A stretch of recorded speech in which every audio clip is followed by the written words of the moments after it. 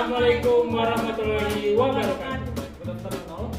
Okay, we're from group 5. Remember, it's me, Andika Dinata. My name is Kustina, Sari. And it's Maranatha. Okay, we will explain about context and culture in applied linguistic. Check it out. Okay, our today's topic is context and culture in applied linguistics.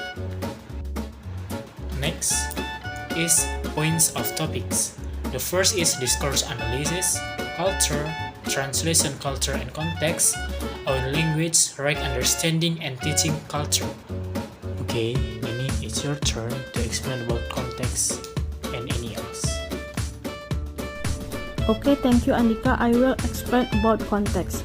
Context is factors outside a stretch of language under consideration, but relevant to its interpretation.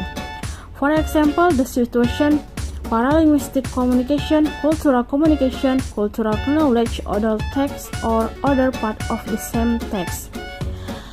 The factor of context, time and place, the relationship between speakers, their age, sex, and social status, the degree to which speakers do or not share the same cultural background, influence interpreting a real culture, tone of voice and facial expression.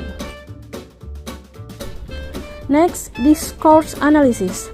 The study of how stretch of language its contexts are perceived as meaningful and unfelt by users.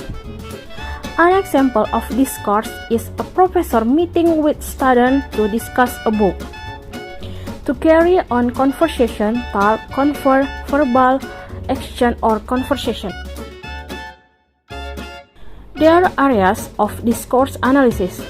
Paralanguage. When we speak and not communicative through word, language cannot be used for communication without paralanguage. Next, pragmatics.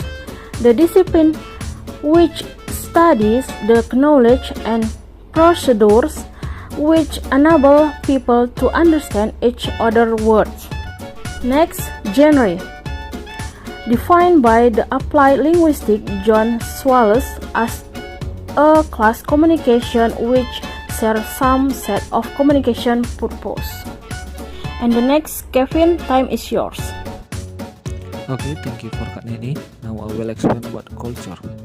Culture is the conventions and procedures including those related to language, not just language, but pragmatics and genre, together with values, beliefs which lie behind them. And culture have 4 elements of cultural components. This one is cross-cultural communication. Cross-cultural communication, it is communication between members of different national or ethnic communities. 2. Relate to applied linguistic. Relate to applied linguistic is relate in many ways. For example, language planning, foreign language education, and translation. 3. Is clinical linguistics. Clinical linguistics deals with individuals whose communication needs involve more than one language and more than one set of cultural procedures. And last, language used in workplace and law courts. Language used in workplace and law courts is communication involves members of different communities. Now, for the next slide is the consider of being cross-cultural. Communication across different groups with different knowledge and values can be conveyed as being cross-cultural. Cross-cultural is interaction between individuals from different cultures. The term cross-cultures is generally used to describe comparative studies of cultures. Intercultural is also used for the same meaning.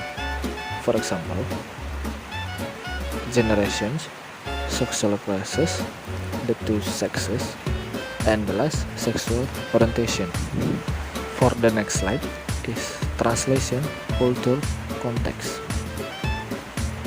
Translation studies has a far longer history than applied linguistics. Theories and practice of translating have changed, but at their heart is a recurring debate about the degree to which a translator should attempt to render exactly what is said or intervenes to make the new text flow more smoothly or achieve a similar effect as the original. Word-for-word translation is impossible if the aim is to make sense. This is clear even when translating the most strict so far difference between closely unrelated. Translation cannot be conjugated at a pure linguistic level but must incorporate cultural and contextual factors too. Culture has been understood to be able to translate one culture to another. Okay, Kevin, thanks for your pleasure. Next topic is on language, rank, and understanding. What is on language? The inevitable basis of translation lie behind the popular view. If we are truly to understand someone and the culture from which they come, then it's necessary that we understand their language. There is two parts of our language. The first is language right, and the second is lingua franca. The last topic is teaching culture. What is teaching culture? It has long been that the teaching of culture is related to language teaching. However, there are differences. Example, if you want to learn Chinese, then you already have some interest in the Chinese culture and you will be willing to learn it.